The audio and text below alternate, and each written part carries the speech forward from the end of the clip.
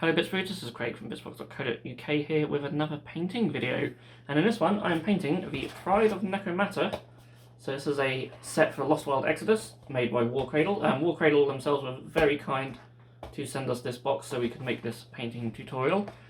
The miniatures have beautiful, lovely detail on them. You'll be seeing more Warcradle stuff on this channel going forward, as well as our usual stuff of course, so if you want to keep up to date with everything and see all that, then do feel free to hit that subscribe button down below. So yeah, I'm painting these in just the usual tabletop standard, just so anyone can pick up a brush and follow along with ease. So yeah, let's just get straight into it. Okay, so I've got a warband here, and I've primed them in a sandy brown colour. I'm using one of the army painter sprays, but you can literally just prime them in any colour you so wish. And yeah, I'm going to start painting this guy here. So he is Tora Koken, and yeah, the armour, and all the clothing and everything will be painted exactly the same on all of them. So we'll start with Retributor armour. So yeah, I decided to go with the gold first and then try and paint the red after. In hindsight, I probably would have started with the red areas, so do whatever you feel is best for you. I'm going to take some Seraphim Sepia now, and just apply this all over these gold areas, just to give them a little bit of depth. I'm going to take some Uruk Armour Gold now for the highlights. And yeah, just painting it just around the edges, some of the higher points, just give this gold a little bit more of a shine to it.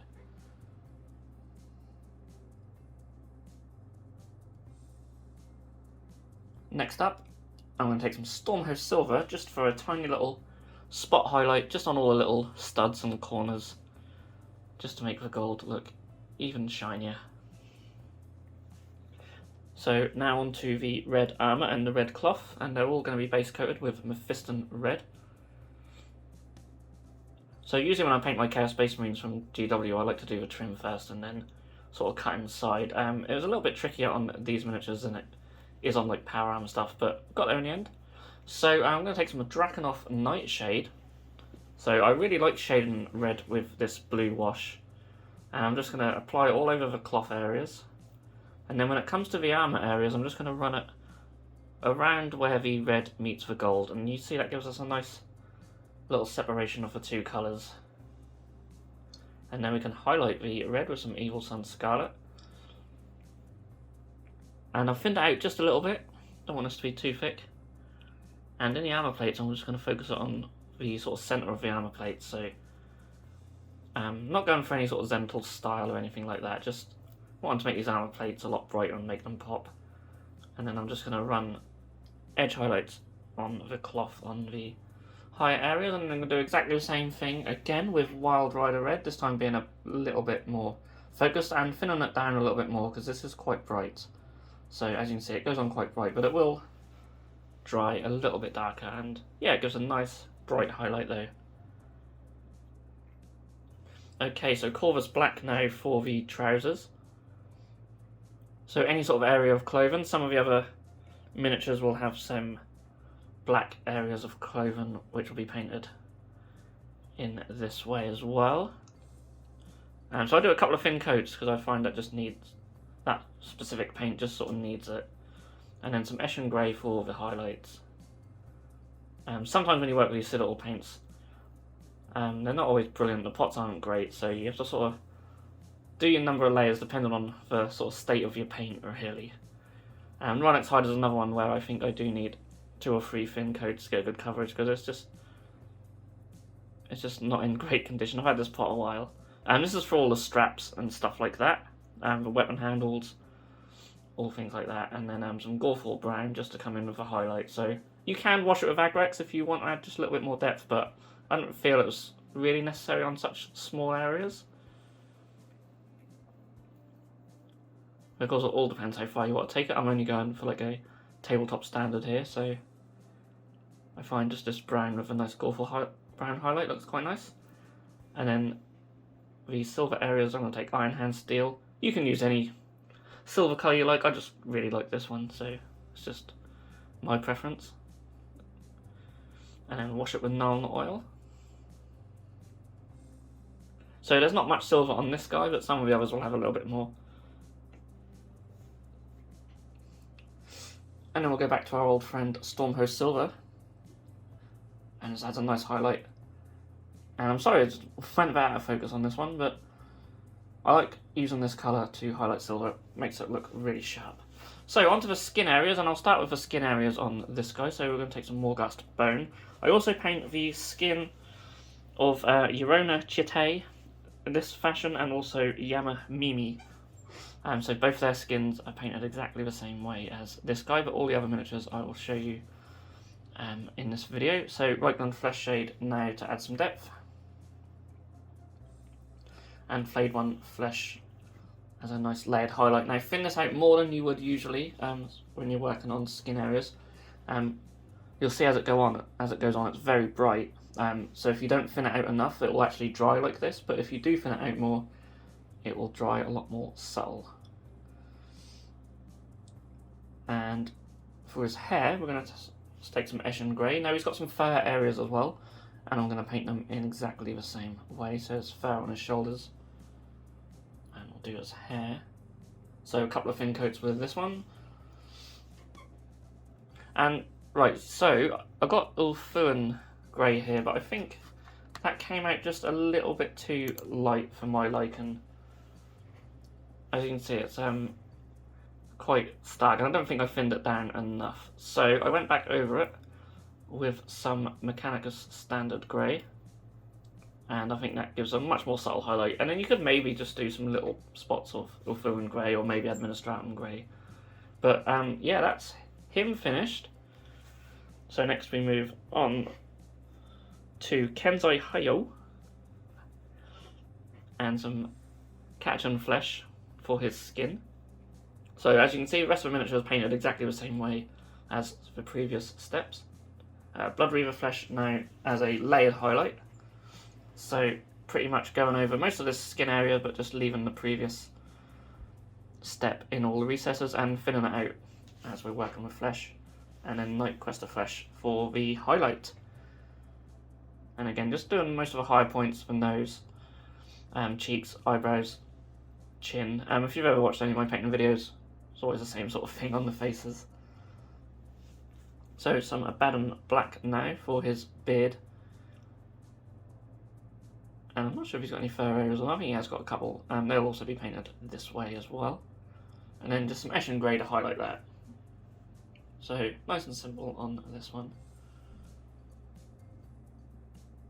And just pick out the individual little fur areas for the highlights, and then the strands on the beard. And just take your time with it, keep your paint thin, and that won't be too bad. So, moving on to Ichiku Cougar, taking some Araka Flesh for her skin. So she has quite a pale skin, at least in the reference picture that I'm using. If you go on War Cradle's Instagram page, you can find a nice piece of artwork for these actually, which is what I'm using for the reference. Once that's dry, I'm going to take some Nuln Oil, and this is just to go in the eyes and around the mouth. Not all over the flesh, but I just want to just add that little bit of depth in there. And then some Deepkin Flesh I thought would make a nice highlight on this one. It's just got a very, very subtle tint of green to it, which I quite like. And you can see it goes on quite bright, but that will dry a lot darker as long as you keep the paint nice and thin. So Doomball Brown now for the hair. Now my Doomball Brown, which I used here, is in not good nick, so that needed about 3 coats of this. I had to put it on quite thin, but you might not need to with yours. Nuln Oil to give it some nice depth, and then Night Quester Flesh gives us quite a nice highlight. Again, for now, so she has sort of quite bright sort of highlights in her hair, which is why I went with this colour. Moving on now to Kamano Rayon, and we're going to use Morghast Bone again for this guy. But I really like this guy. I think he's my favourite miniature in the set, because he looks like a lion, you know. Very cool. Whereas others have more sort of subtle features, he is just like full on lion faced. And yeah, take some Seraphon Sepia. I think he's also the guy on the box art on the front of the box. So you can see on the box art he's got like some lighter areas on his face. So we're now going to paint them with some Ulfu and grey. So thin this out. And then just very carefully just put some around his nose and his mouth.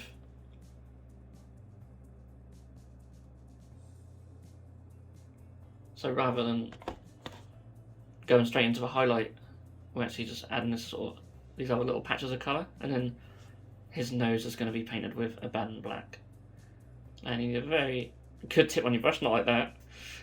And that brush has not had a good day there, but I just managed just to get a little bit on there.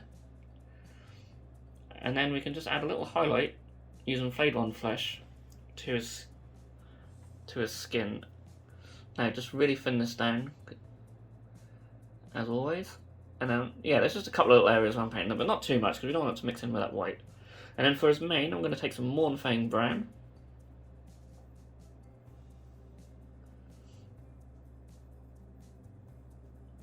And just paint it all over the mane. I think I do a couple of thin coats there. And then, Friend Agrak's Earthshade. Just a really nice shade colour for browns, especially these sort of lighter browns.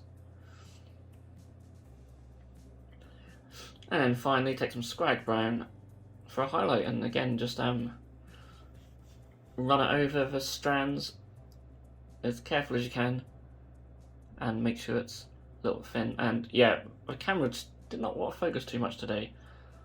However, we do have some pictures of the finished miniatures, and yeah, I'm really happy with them. Like I say, it's just a quick sort of tabletop standard, but they came out really nice, and yeah, I look forward to playing some games with them in the future. I'm sure we'll get some done for the channel eventually. Yeah, a big thank you again to Warcradle for sending this box over. They wanted us to do a painting tutorial, and I very happily obliged with that. I had great fun painting these. They are beautiful miniatures, and yeah, I look forward to seeing more Lost World Exodus stuff in the future, see what they come out with.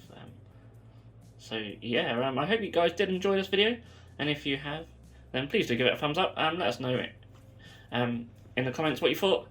And if there's anything you would like to see on the channel, then please feel free to let us know. Thank you so much for watching. I'll see you in the next video. If you enjoyed this video, then please feel free to subscribe to our channel if you haven't done so already. You can also click that bell icon to be notified when a new video has gone live on this channel. On the screen now are 2 more videos that you may wish to check out, and a link to our Patreon page also. Thank you so much for watching, and we'll see you again soon.